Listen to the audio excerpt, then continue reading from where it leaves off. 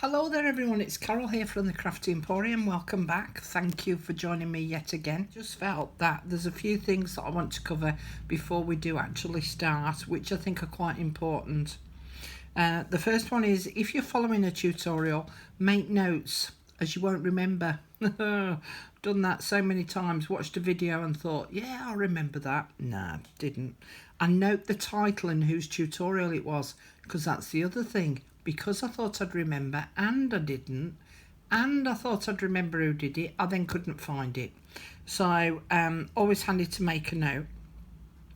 Make sure you have all your equipment and mediums ready and to hand, otherwise it'll cause frustration.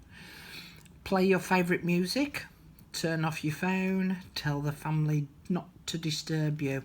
And note that one's actually got an exclamation mark next to it, because there's nothing worse than when you're trying to do something where you're trying to be mindful and meditative.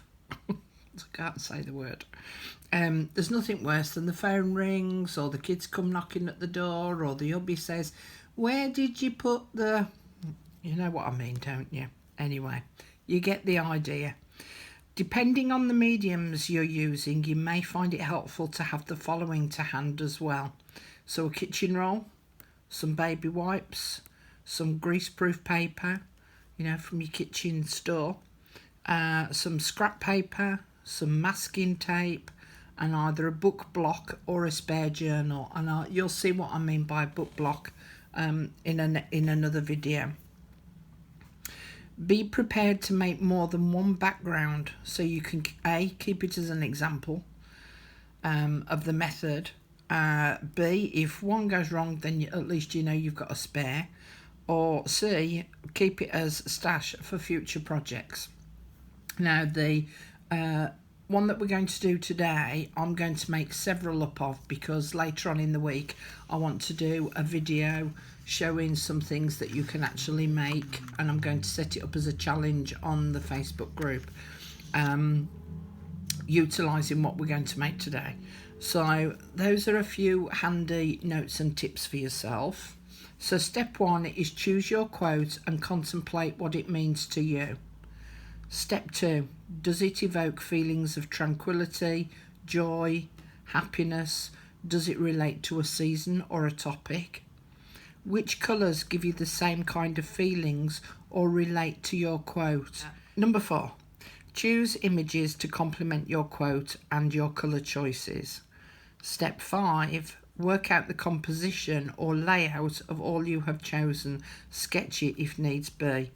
And step 6, make time with no distractions to create, because that's the whole point of going on this journey with this journal that we're making. It's about finding that peaceful time to be able to create something. Okay. I've done this. So this is the quote that I'm going to use this week. And my quote is, keep your own cup full, otherwise you have nothing of yourself to give to others. So I wrote my quote down on this card, and I've contemplated for a few days now about what that actually means for me. Now, you don't have to do the same quote as me. You can choose your own quote or whatever it is that you want to use. But I needed to contemplate what this actually meant for me. I have to remember to take time for me. There's a whole great big long list of stuff that I could just be concentrating on all day, every day. But it gets to a point that the joy is lost out of that if you don't take time out from it. I need to keep my Libra self balanced, because I do find that if the scales are slightly tipping one way or the other, it just throws me off my game completely. Crafting for most is a hobby. For me, it's also my job. So I can't afford to lose the joy it gives me. Otherwise, I'm out of a job. I don't keep the balance right. I can't keep overdosing on working, doing crafting all the time. So I need to remember to take time for myself. I also need to remember that I'm not on call 24/7. And sometimes some messages will just have to wait. So again, because I'm in the UK, in America and Canada and Australia, the time difference is a big factor when you're running a business. So that was my thoughts on my quote. As I say, I went through the process of thinking, how does this quote resonate with me? What does it mean for me? What's it teaching me about myself? What do I need to take note of? So you might find it useful to do something like that. And then on the back of here, I've done a very rough sketch, very rough sketch of the layout of how I want my quote to look on the page. I've worked out which images I kind of want to use, and I'm going to show you those now. My quote was, keep your own cup full. So I've worked out what typeface I want to use, which is the type of lettering. And I decided in this instance I was going to print it off rather than handwrite it, and I was going to do them as individual little strips like this so that I could stick them on top of the page that I'm going to create in a moment, because there's going to be nothing worse than me creating this beautiful background and then I go and write on it and I make a bit of a boob. And then this was an image that I chose out of a book that I've got, and I'm actually going to fussy cut her out because she's just sitting quietly, tranquil, with her feet in the water, just chilling, taking time for herself, you know. So this related to my quote and what it meant for me. The other thing that I chose was some music paper because I want to listen to my music more. There was this image from the same book as this one of this lady reading a book. I need to do more of that. And then that's the rest of my quote. Otherwise you have nothing of yourself to give to others, which is so true. But these images that I've chosen here are going to be positioned in this kind of order. Okay, so that's what I've been working on all week, contemplating my quote, what it means to me, what I want this to say, and how I want it to look, choosing images that relate to my quote and actually getting my quote ready. So that's going to be your first step. Hello again. I just want to quickly say that there was a lady on group that asked me what size my cover was. Now I will give you the measurement, but there is a but to it. So mine measures just over 6 3/4 inches wide by 9 inches high. All right. Now the reason why I didn't want to give a measurement in the first instance is that we have different size paper in the UK and Europe. We have A4 paper, whereas in America and Canada and likes you have letter size paper, which is a different size. Basically you need to make your cover to fit the size of your pages. So once you've worked out what size your pages are, once they're folded in half, then you know the width and the height, and you know that you need to add on a little bit extra for the edge of the covers at the top, at the bottom and at the side. So you'll need to work out your own measurements in relationship to the pages that you're going to be using. All right. Now then, on that list that I gave you at the beginning, I said about having greaseproof paper. So this is it. So it's what I use in my oven as well to cook my coffee dyed papers on. I'm having it on my work surface so that it's just protecting it a little bit. So if I get one of my pages, now remember, you don't have to do the same as me.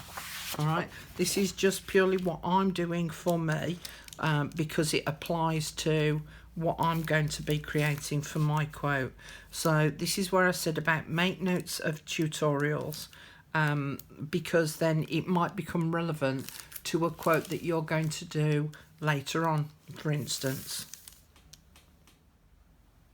What I'm going to show you how to make is faux handmade paper. All right, now I know that there's a couple of people who've done tutorials on this already, and I'll try and put the link down below in the description box of the lady whose tutorial I actually followed.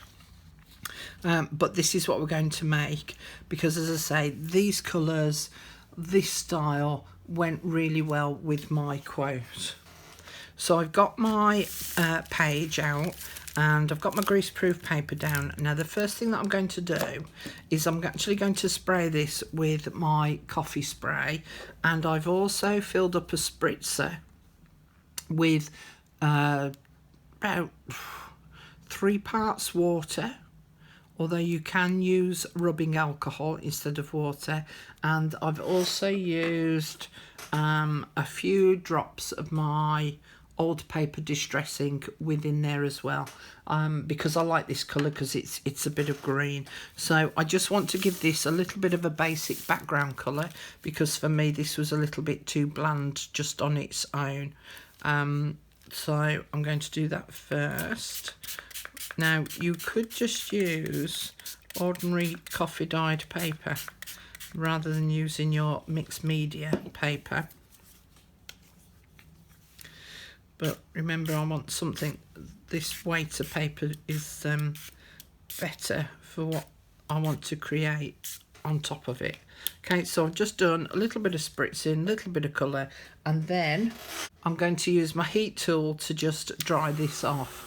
Now just be very careful if you buy the Ranger heat tool like I've got here, because when I purchased it I hadn't realised, but mine came with an American plug.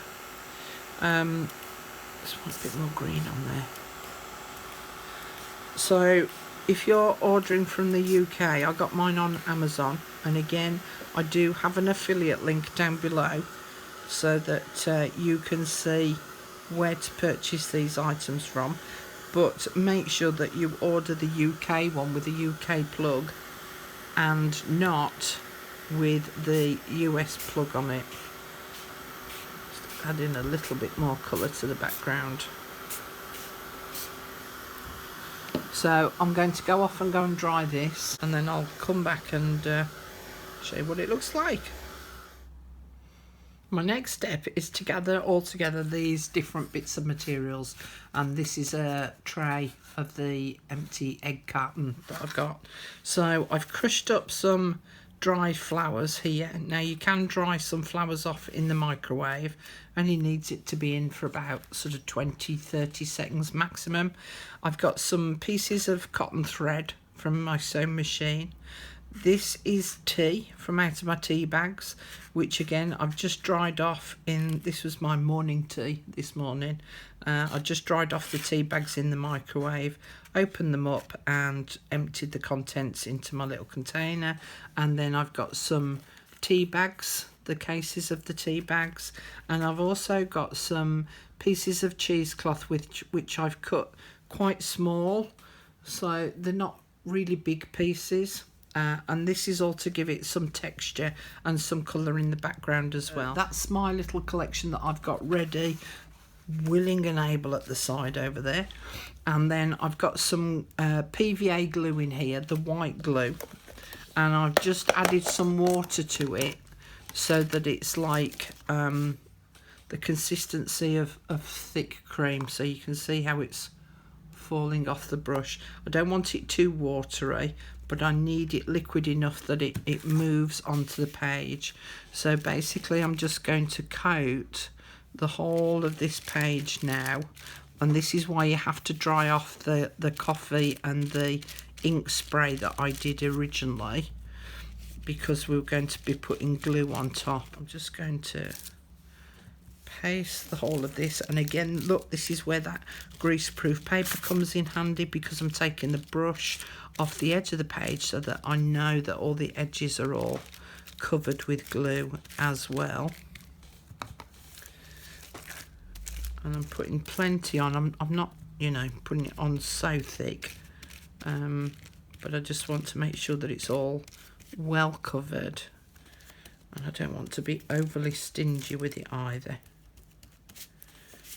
Now that's covered in glue, I'm going to get my tea and I'm just going to sprinkle it all over.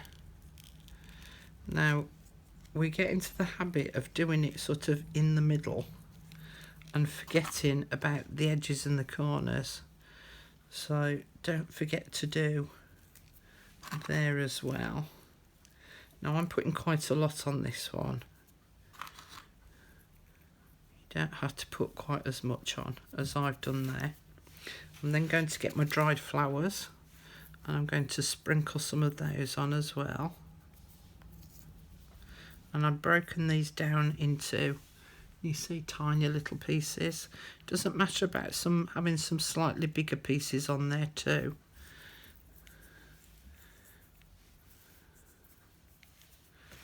Use the last of those up. Then I'm going to get my threads. I'm just going to pull them out at random and sit them on top.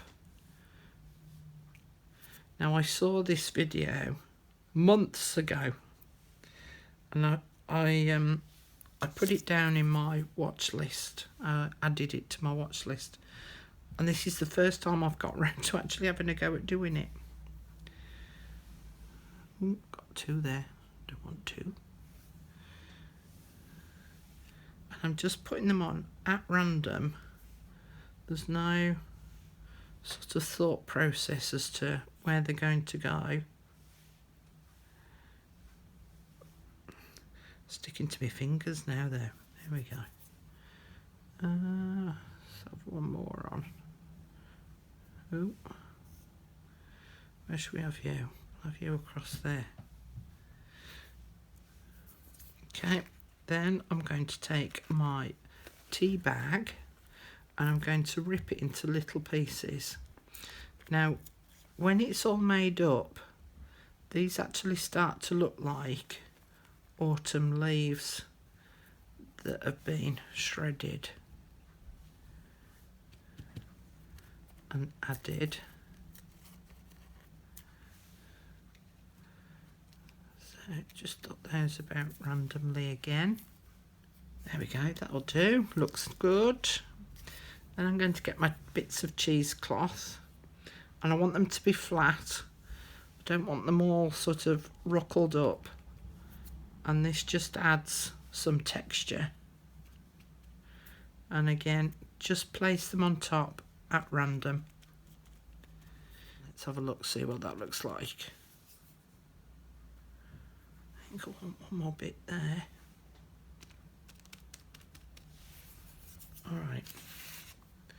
Now actually what I'm going to do is I'm going to very carefully put some glue on top of the tea bag paper, because we're going to put a napkin on the top of this, and the glue I found in my first one didn't seep through the tea bag enough, and I'm also going to do the same with the cheesecloth. Just going to very carefully put a little bit of glue on top of the cheesecloth so that the napkin that we put on top will actually adhere to, because otherwise it ends up bubbling.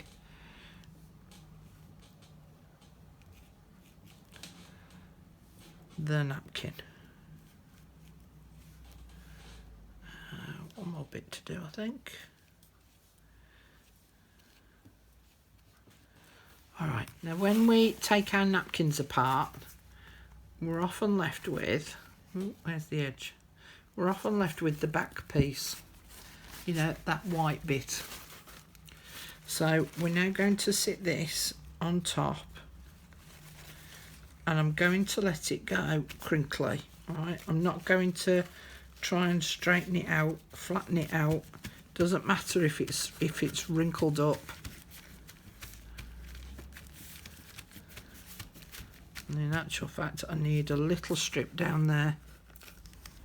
That bit can sit on top of there.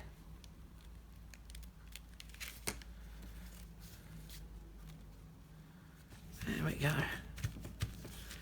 And then I'm going to just pat it to make sure that it's all in contact with the background and the top layers of the thread and the cheesecloth and the tea bags. Okay, happy with that. I'm now going to add another layer of glue on top of the napkin, and it should seep through the napkin as well, and you need to do this very carefully, as otherwise it'll rip the napkin. Now if you haven't got any napkin whites, you could try it with a patterned napkin and see what effect it creates. I don't think it looks as good and as like handmade paper, but it'll depend on the napkins that you've got. The other thing that you could use is tissue paper. So if you haven't got any napkins but you've got some white tissue paper, then you could use that instead. Now I need to, when I've pasted this on, wait for it very patiently for it to dry. So that's what it now looks like close up. So it's covered now in glue, and I need to put that to one side and wait for it to dry.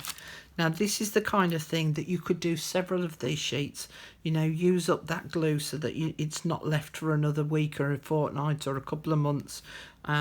Because we're in a bit of a mess, it's the sort of thing that you might as well produce 2 or 3 of these, if not more, so that you've got them all ready and to hand for future projects. So I'll be back very shortly when this has dried off. So I was a little bit of a cheeky monkey. I had one already done. So that's what it looks like now it's all nice and dry. And if I take into account my little scribble of the layout that I wanted to do, I can now start to add these pieces to my layout. Okay, so I've got my lady that I've fussy cut out, and that's that that's that very random scribble at the bottom. See, look, it's long, it's got a and I know that I want to put my saying here. So work out how I want those arranging, and then I knew that I wanted my music sheet over here, and then my fussy cut lady of I don't know whether you can see it, that's my lady. Very random. And then I wanted that on there. Okay, so it's a reminder for me to read my books, listen to my music. So that is basically what my layout will look like, and I'll add some other bits and pieces to it as well. So I'm going to use my Tombow glue. Do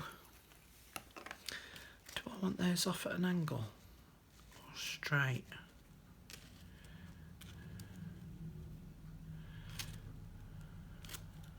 Those straight. Maybe that one at a slight angle. Yeah. And I'm going to use my Tombow glue to add these on top. Now I need to remember this is a little bit lumpy bumpy, so you know it's not going to sit on there absolutely perfect. See, it's lifting up a little there, look. So I might need to put a bit of extra glue on there.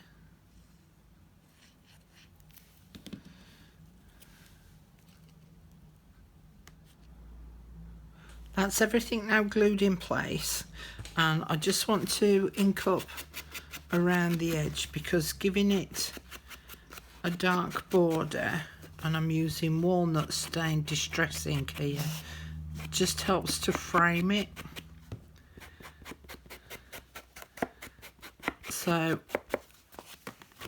I'll go off and go and do this, and I'll be back in a second. That's it now inked up, and then I'm going to use my distress crayons to just run around the edge of the boxes.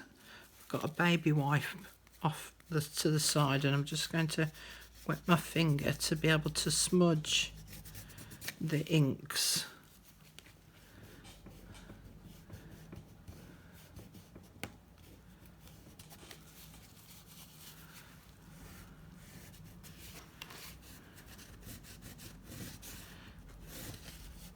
and it just makes it a little bit more 3D.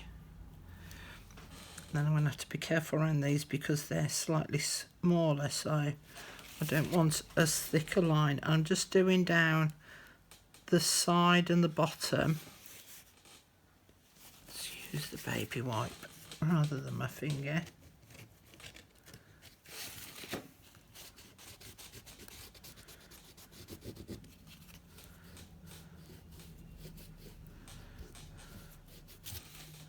And it just helps to make them stand off the page a little bit more.